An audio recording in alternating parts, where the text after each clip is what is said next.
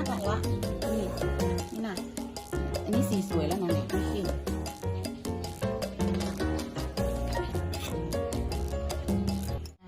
ใครอยากกินอย่างก็บอกมากินผัดหมี่กันเด้อจะขอไปกินผัดหมี่ก่อน ที่ทำนี่วิดีโอนี้กดไลค์กันเด้อ